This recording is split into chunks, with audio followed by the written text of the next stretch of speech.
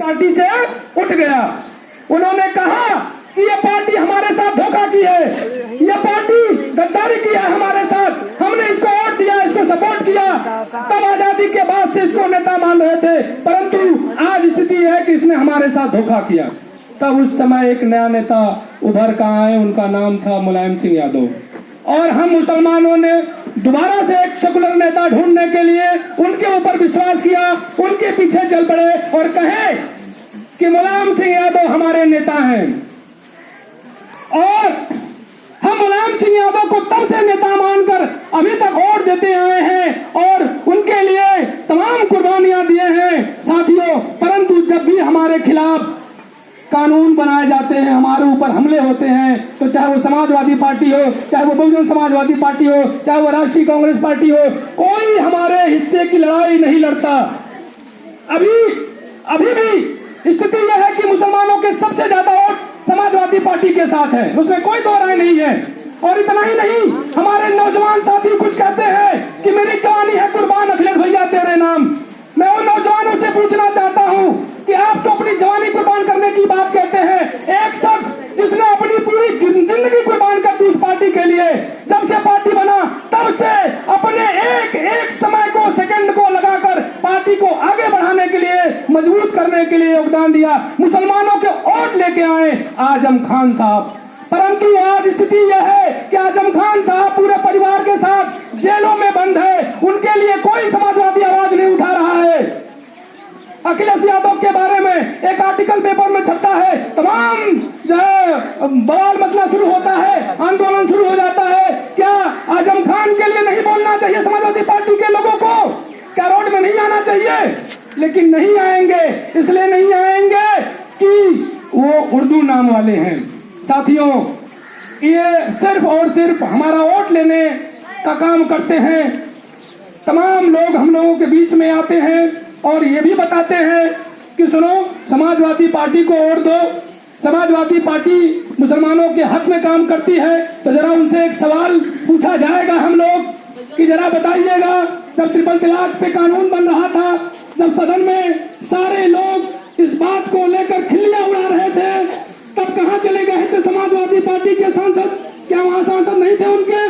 कहाँ चले गए थे कांग्रेस पार्टी के सांसद? क्या उनके पास सांसद नहीं थे? कहाँ चले गए थे बहुजन समाजवादी पार्टी के सांसद? क्या उनके पास सांसद नहीं थे? कोई नहीं बोला साथियों हमारे मुद्दों पर। बोला तो सिर्फ बोला हैदराबाद की धरती से बैरिस्टर असदुद्दीन अवैसी। और इतना ही नहीं, जिस दिन सुनवाई थी ट्रिपल तलाक कानून पर, उस दिन उनके बेटी की शादी थी, अगले दिन फिर भी उन्होंने अपने बेटी की शादी को छोड़कर हैदराबाद से दिल्ली भागते हुए आए। और जब जाम लग गया, आधे घंटे का समय बचा था सदन शुरू होने में, तब उन्होंने पैदल कीचड़ में दौड़ते हुए सदन पहुंचा कि ऐसा न हो कि वो सुनवाई हो जाए और हमारे खिलाफ कानून बन जाए। तब कोई नहीं बोला था साथियों, सिर्फ बैरिस्टर असदुद्दीन अवैसी रो रो कर चिल्ला कर हर एक सांसद के पास, खासतौर से मुस्लिम सांसदों के पास जाते और बोलते कि भाई सुनो सुनो सुनो, आज हमारे शरीयत के खिलाफ कानून बनाया जा रहा है, आप खड़े हो जाओ, आप बोलो। लेकिन नहीं, कोई बोलने वाला नहीं मिला, कोई एब्सेंट हो गया तो किसी ने साथ दे दिया कानून को पास करने में, कोई नहीं बोला और हमारे खिलाफ कानून बन गए। एक कानून का रोना नहीं है साथियों, तमाम कानून आए। मॉब लिंचिंग के नाम पे मारे जा रहे हैं मुसलमानों को। झारखंड में तबरेज अंसारी को मार दिया गया, पीट कर मार दिया गया, उसकी लड़ाई कोई लड़ने नहीं आया।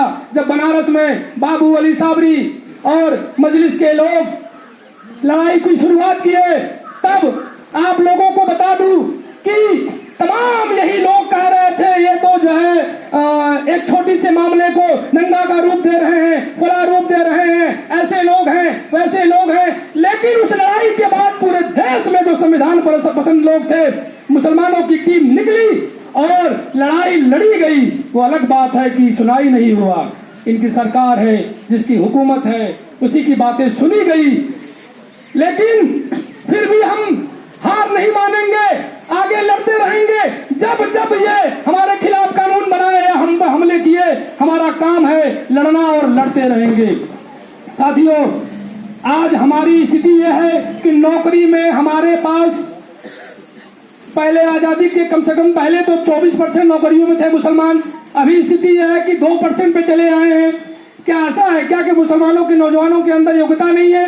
क्या योग्य लोग नहीं है हमारे बीच में? ऐसी कोई बात नहीं है, बिल्कुल योग्य लोग हैं, लेकिन हम पर ध्यान नहीं दिया गया। और हम पर ही नहीं, हमने भी ध्यान नहीं दिया, क्योंकि हमें पता है कि हमें खाना क्या है, हमें पहनना क्या है, हमें रहना कैसे है। हम अपने लड़के को BA MA BEd करा देंगे, उसको नौकरी मिलेगी कि नहीं मिलेगी ये फैसला राजनीति से होना है। तो हम सबको राजनीति में पहुंचना चाहिए, और जहां जहां हमारे बर्बादी के कानून बनाए जाते हैं वो चाय पान की दुकान नहीं, वो ऐवान पार्लियामेंट है, ऐवान विधानसभा है, वहां बनाई जाती है। जब हमारे लोग वहां पहुंचेंगे और बोलने वाले लोग पहुंचेंगे, तब हमारे हक की भी लड़ाई लड़ेंगे, हमारे हक के लिए भी आवाज उठाएंगे साथियों। और कुछ लोग आके बताते हैं कि सुनो, तुम्हारा वोट कितना है, कितना वोट है तुम्हारे पास, मुसलमानों के पास कितना वोट है, कहां लड़ लोगे, कौन सी सरकार बना लोगे, अपनी अलग पार्टी बनाने की बात करते हो, क्या कर लोगे? तो जरा एक सवाल करना चाहूंगा कि इस उत्तर प्रदेश में समाजवादी पार्टी की सरकार 4 बार रही है, 20 साल मुख्यमंत्री रहे हैं, और उनका उस पार्टी का बेस वोट जो है, जो मूल वोट है, जिन्हें यादव वोट कहते हैं, जरा आप सभी लोग पढ़े लिखे हैं, समाज से जुड़े हुए हैं, बताइएगा कि यादव का उत्तर प्रदेश में वोट परसेंट कितना है?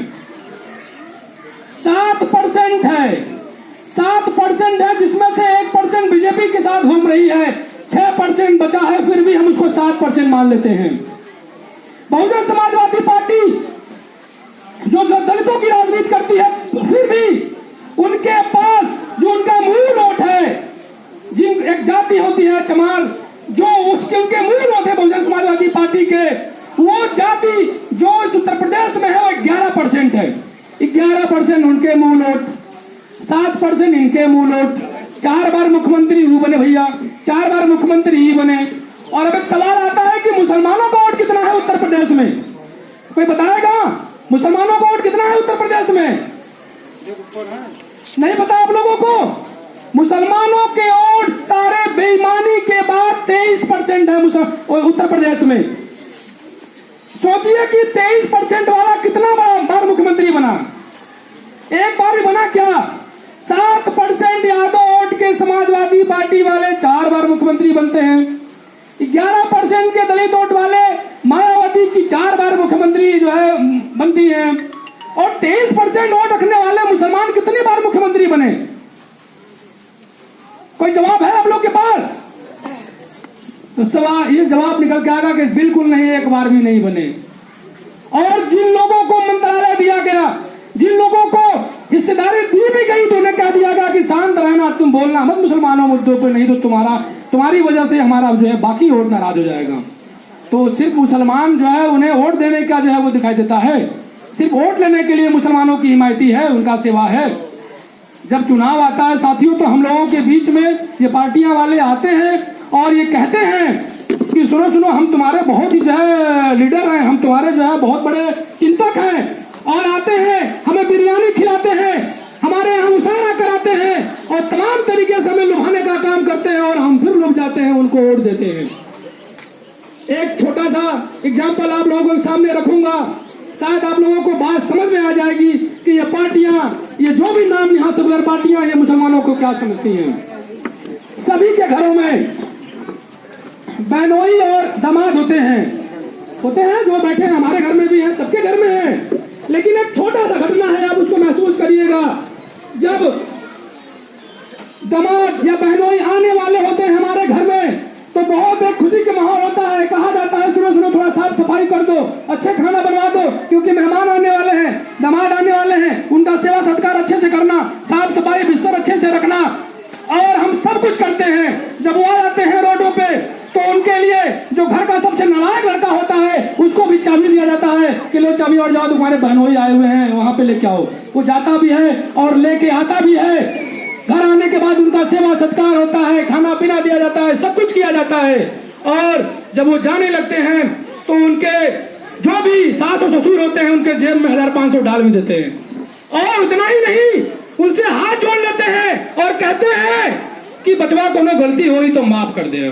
सोचिए, इतना सेवा सत्कार के बाद, उनकी इतनी सब कुछ करने के बाद भी उनसे माफी मांग लिया गया। और एक सवाल है आपसे कि जब वही बाप अपने घर में अपनी संपत्तियों का बंटवारा करता है, उस नालायक लड़के का भी हिस्सा लगाता है, क्या उस दामाद का हिस्सा लगाता है? बिल्कुल नहीं लगाता है।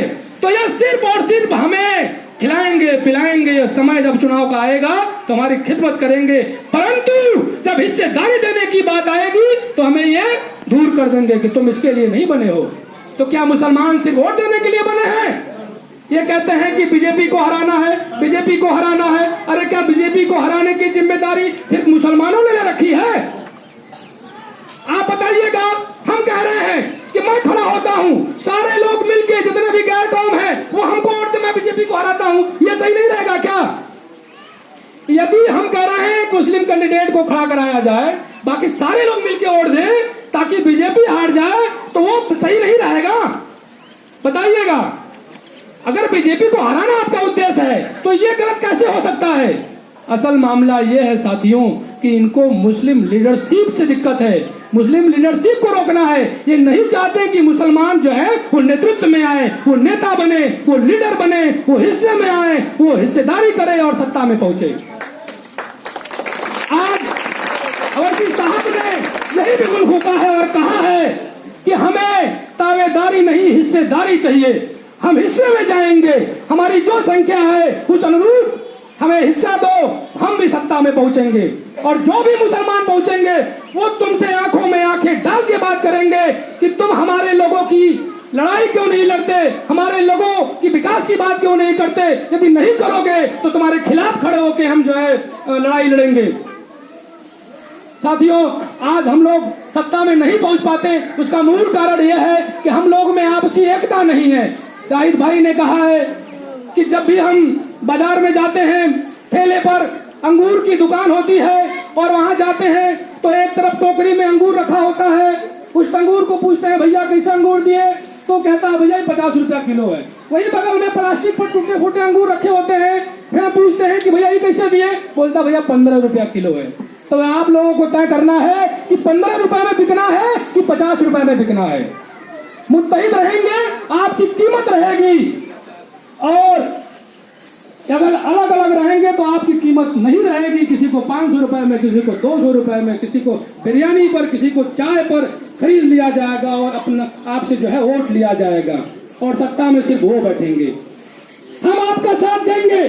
जो भी सभी पार्टियां चाहती है कि बीजेपी को हराना है, हम उनका बिल्कुल साथ देंगे, लेकिन हमारी पार्टी आपके बीच में आई है, आप उससे गठबंधन करिए। जो हिस्सा है उस अनुरूप आप 100 पे लड़ लीजिए, हम 20 पे लड़ लेंगे, लेकिन 20 सीट पर आपके लोग भी हमको वोट देंगे, हमारे लोग भी आपको वोट देंगे, हमारे भी लोग जीतेंगे, आपको ही समर्थन करेंगे, आपकी सरकार बनवाएंगे। लेकिन ये इसे पसंद नहीं करेंगे। जानते हैं क्यों? इसलिए पसंद नहीं करेंगे कि जब ये हमारे समर्थन से सरकार बनाएंगे, हमारे विधायक रहेंगे, हमारे सांसद रहेंगे, तो जब ये हमारे खिलाफ काम करेंगे, जब ये हमारी बातें नहीं करेंगे, तो हम अपनी समर्थन खींचने की बात करेंगे। उनको इस बात का डर होगा, इसलिए नहीं चाहते कि मुसलमानों में नेतृत्व पैदा हो। और इन सारे लोगों को ये बता देना चाहता है हम लोग कि ये मुसलमान वो